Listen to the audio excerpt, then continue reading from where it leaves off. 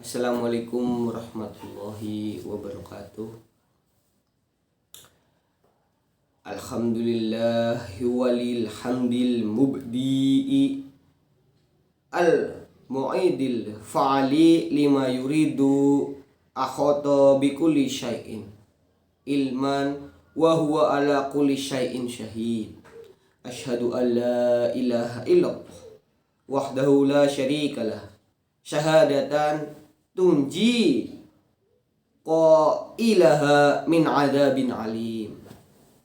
Wa asyhadu anna sayyidana Muhammadan abduhu wa rasuluh arsaluhu basiron wa nadhiron wa rahmatul lil alamin.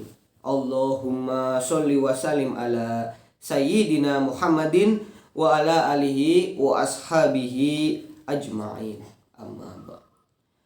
Kaum muslimin yang berbahagia, sudah sepatutnya kita ingat-ingat bahwa hidup di dunia ini hanya sesaat, sementara dan tidak kekal. Dan suatu saat kita akan meninggalkannya. Entah berapa tahun lagi kita akan berpisah. Entah berapa tahun lagi kita akan beristirahat di dalam kubur guna menunggu hari kiamat tiba. Maka hari inilah saat manusia memperoleh keadilan dari Allah Subhanahu wa taala serta terbagi menjadi dua. Bagian pertama, yaitu yang berbahagia.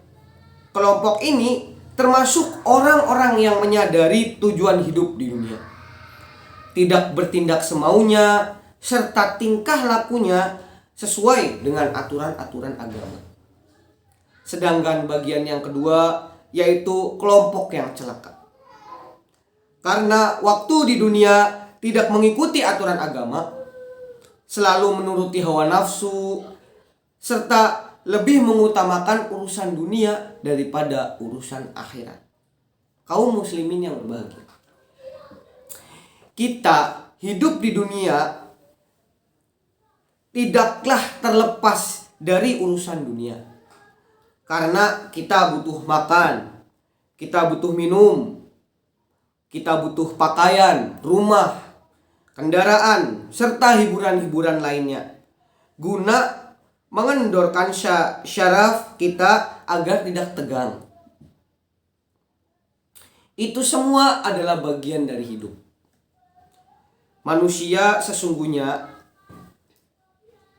agama tidaklah bertujuan melarang kita untuk melakukan hal tersebut. Akan tetapi untuk mengarahkannya ke arah yang lebih baik dan bahagia.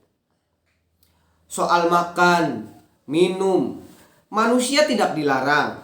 Bahkan agama memerintahkan agar manusia melakukannya.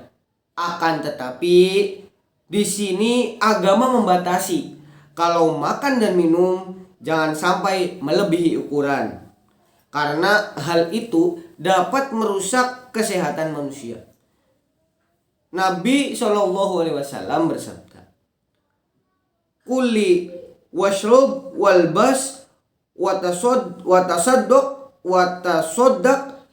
fi ghurfin sarafin wala muhilah." Yang artinya, makanlah, minumlah, berpakaianlah, serta bersodakohlah, tetapi jangan sampai berlebihan dan berkata sombong. Begitu pula masalah syahwat.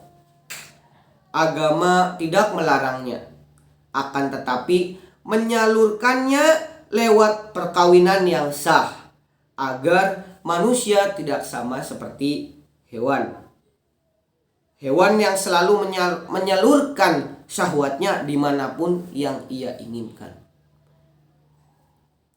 Seperti dalam sabda Nabi Muhammad SAW, "Ya ma'syarus syabab, man istata'a minkumul ba'ah falyatazawwaj fa innahu ahdun lil basari wa ahsanul lil faraj.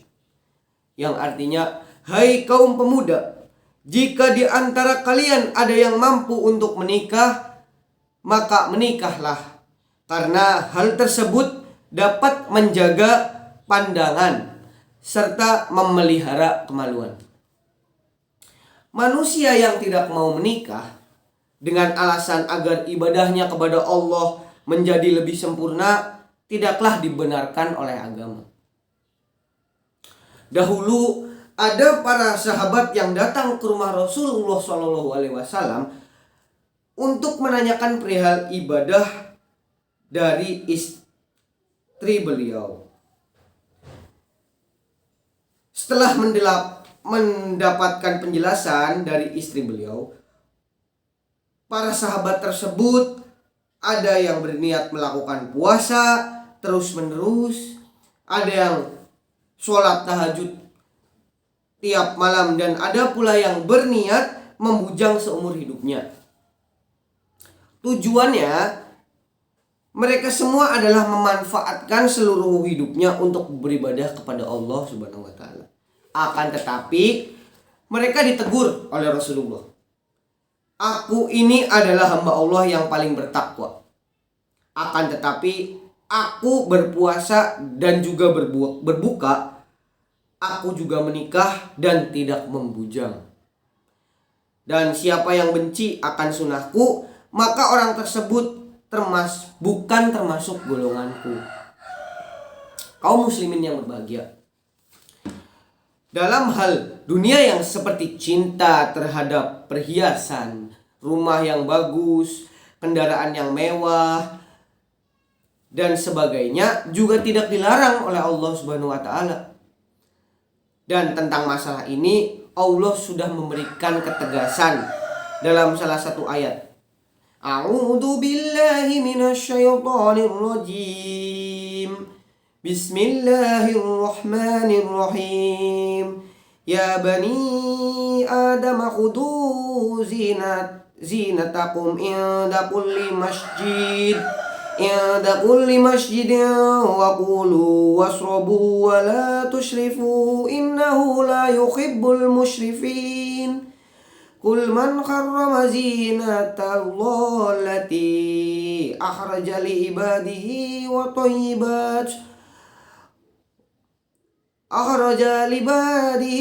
tayyibati min rizqi qul hiya lilladheena amanu fil hayatid dunya khalisatun yaumal qiyamati kadzalika nufaddilul ayati liqaumin ya'lamun. Shadaqallahul azim. Wahai cucu Adam, pakailah perhiasanmu ketika memasuki masjid. Maka makan dan minumlah, tetapi jangan sampai berlebihan, karena Allah tidak menyukai orang-orang yang suka berlebih-lebihan.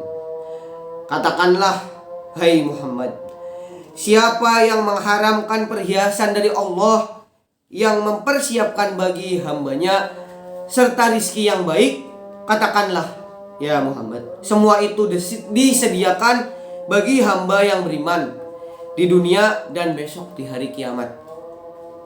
Begitulah aku jelaskan ayat-ayat atau tanda-tanda bagi kaum yang mengetahui. Dari ayat tersebut dijelaskan sekali bahwa perhiasan di dunia itu diciptakan oleh Allah Subhanahu wa taala untuk kepentingan manusia, termasuk orang Islam. Dan perhiasan tersebut di akhirat hanya diberikan Allah khusus kepada orang Islam. Untuk memperoleh tujuan tersebut, kita diperbolehkan berbuat semau kita. Kita boleh makan asal bukan barang yang diharamkan. Kita boleh minum asal bukan hal-hal yang memabukkan. Kita boleh membangun rumah asal bukan dari hasil uang milik orang lain. Begitulah indahnya Islam. Akan tetapi kebanyakan umat Islam kurang menyadari dan menganggap agama menghambat kemajuan. Berapa banyak orang Islam yang lupa kewajibannya, mengakui Islam akan tetapi masih suka makan daging anjing dan babi serta minum minuman keras. Kaum muslimin yang berbahagia, sepatutnya kita mengingat bahwa agama diturunkan oleh Allah bukan untuk kepentingan Allah, melainkan untuk kepentingan kita sendiri. Dalam hadis qudsi, Allah Subhanahu wa taala pernah berfirman yang artinya, "Wahai hamba-hambaku, seandainya kalian dan semua jin bertakwa kepadaku, maka kekuasaanku tidak akan bertambah. Sebab ketakwaan kalian, begitu juga kalian semua dan para jin durhaka kepadaku, maka kekuasaanku tidak akan berkurang sebab kedurhakaan kalian." Oleh karena itulah kita harus yakin bahwa kita membutuhkan agama, dan agamalah yang akan mengajak kita untuk mencapai kebahagiaan di dunia dan di akhirat. Seperti perintah agama harus kita taati dan laksanakan, karena hal itu dapat menimbulkan manfaat dan maslahat bagi diri kita sendiri. Begitu pula larangan agama harus pula kita tinggalkan dan jauhi, karena hal itu dapat membawa kesengsaraan dan kemudorotan bagi diri kita. Semoga apa yang disampaikan dapat bermanfaat bagi kita, khususnya para hadirin sekalian. Terima kasih. Demikianlah yang dapat saya sampaikan. Semoga apa yang saya sampaikan bisa bermanfaat bagi kita semua. Akhir kata, terima kasih. Sekian. Wassalamualaikum warahmatullahi wabarakatuh.